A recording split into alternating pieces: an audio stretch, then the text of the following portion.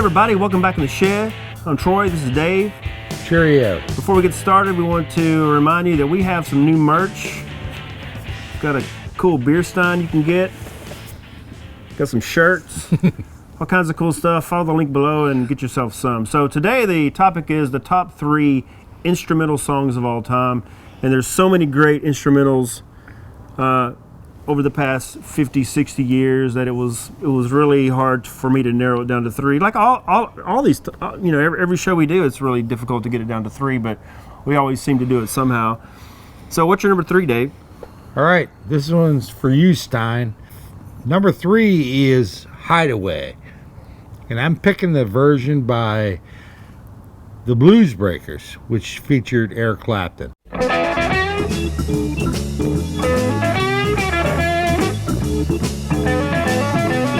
A band that he was in after he left the Yardbirds because he wanted to be more blues and he didn't really like where the Yardbirds were going. But it was a great song and it was incredible sounding album because Eric was playing through like a Marshall combo amp with a Les Paul.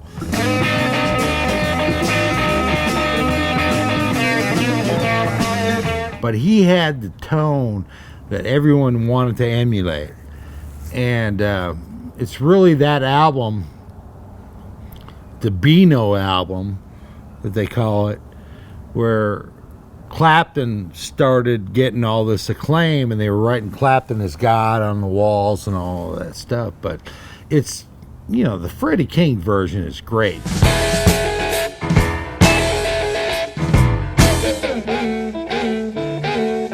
Freddie King was from Dallas, and Freddie King is of the Kings, B.B., Freddie, Albert, and even Earl King. He's my favorite King.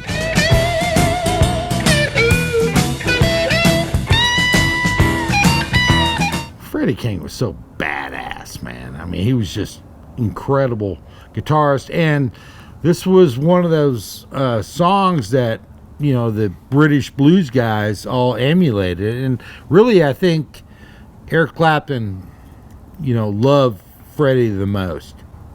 I don't know if I know that song. Have I heard it? Of course. Everyone's heard that song.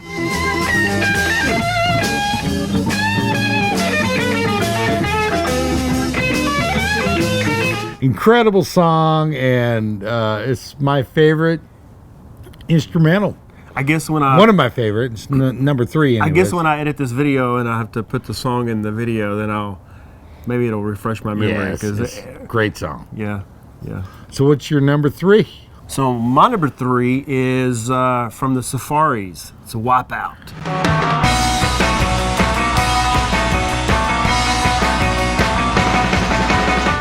Oh man, I remember that. I love the beginning. Goes, how does it go? How does the beginning go? No, before that. He goes, and then the drums come in. I had a band in high school, and it was me. I played guitar and kind of sang. We didn't have a lot of songs where I sang because I sucked at singing back then. It's not like I'm a great singer now, but I wasn't a very good singer at that time.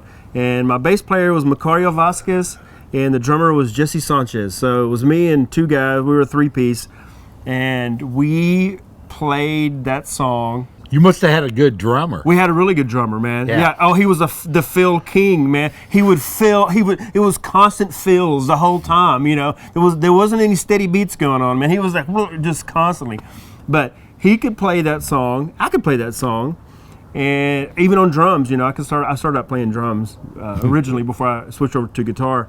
But it's one of those songs that just seems like everybody knows and everybody has heard. Yeah. But it's weird because I don't ever remember hearing that song for the first time. The smoke is killing me right now. So go ahead. We got a little fire going down here. But it's one of those songs that are just sort of in your, you just know somehow. I don't know. It's weird because I don't ever remember because some songs you go, oh, I heard it the first time I heard this song, or the first time I heard that song. I don't remember the first time I ever heard that song. It's just one of those songs that are just there. I think when you're born, that song is already embedded in your head, I guess. Taking you back, I mean, since you brought that up, I grew up in Minnesota, and I remember being at Woodrow Wilson Elementary School in Anoka, Minnesota, and for whatever reason, it was pretty cool. They had a band that came into the gym and they played for us. And it was like, all right, gather all these kids around. And they played Wipeout by the Safaris. Yeah. And it was just like, sixth graders, man. I was like, this is a whole elementary school. And it was so badass, man, because it was like, I didn't know the song at that point, but I got to know it right after that. It was a classic surf rock kind of song. Yeah, the Safaris were like a surf rock band. Yeah. And I guess that was their big hit. But this is one of those songs that I think every generation knows Wipeout. And probably every band, like high school band, plays that song. Because I remember playing that song. Because I played drums in the high school band. You had to have the...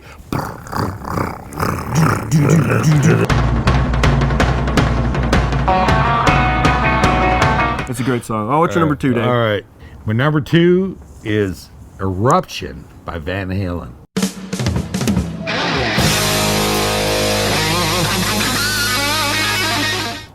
Van Halen in 1978, when I was, I think it was probably a junior in high school or something, came out. And I got turned on to that whole album because a friend of mine used to pick us up and go to school. He just came back from Myrtle Beach and he said, oh, you guys got to hear this.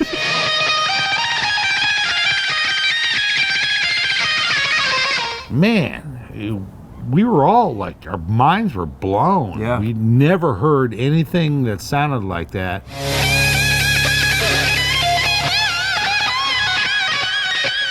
Eddie inspired so many shredders and stuff like that, but that was really one of the most mind-blowing shredding freaking instrumentals.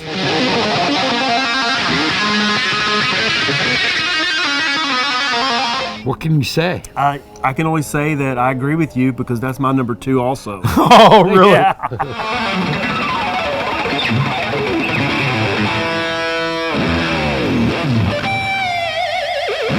It's crazy, man. I try to play it. Well, actually, no. I've never attempted to play that song because I knew that I couldn't do it.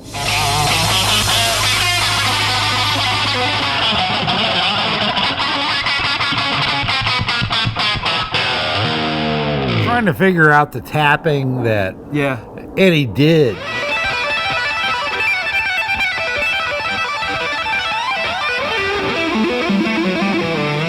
I think Alan Holdsworth or somebody else had kind of invented it. But he was so fringe that no one really got to experience it. But when Van Halen 1, I guess you call it, came out and changed the whole scenery of... And I think you have to have the Brown sound. You have to have that. And that's a lot of... especially in the 80s, a lot of the guitar players were trying to dial in that sort of Eddie Van Halen tone, which was, that was his original sound, man. And that's my number 2 too. 2 and 2, same. So what's your number 1? What's your number 1? If your number 1 is the same as my number 1, I'm not gonna look down. Because I don't know his choices. I don't know what he's picked. We'll have serious synergy. Oh my God, it could be. You never know. Because I think mine is probably the best. But let's see, what is yours, Dave? My number 1 is Frankenstein by Edgar Winter.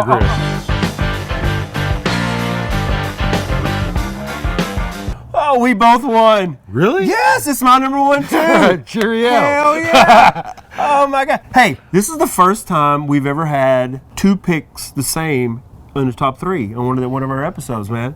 Maybe we'll start menstruating together. I don't know. It came out on the album They Only Come Out at Night by Edgar Winter. I always thought that it was Rick Derringer that played on that, because he did play on it later. And then they had to do a little backtracking, and I remember my friend Matt that lived over here, and he's a good buddy of mine that just passed away. Rest in peace. But yeah, rest in peace. He corrected me. He says, "Nah, man, it was Ronnie Montrose." Yeah. And Ronnie Montrose actually was on the album, The Only Come Out at Night. Of course, if you go back and you read about it, Edgar had been doing that song for a while with his brother Johnny. But when they decided to go ahead and make it on the album, it was Ronnie Montrose. Of course, Ronnie Montrose had a band Montrose, which was Sammy Hagar's first band.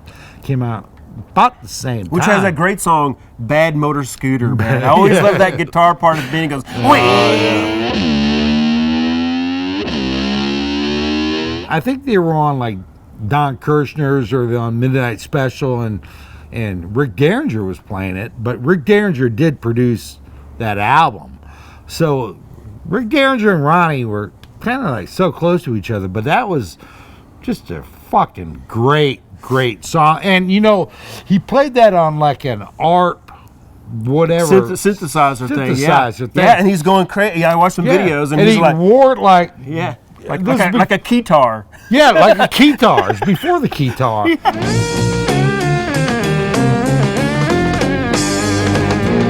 I really think Edgar was the first guy to ever play a keyboard hanging off his shoulders. And I watched some videos yesterday of him doing it, some live versions of the song, which if you watch live versions, they're like 10, 15 minutes long. Yeah. Because they're jamming. Yeah. And he, the way he's playing that thing, and he's got almost like a little whammy bars.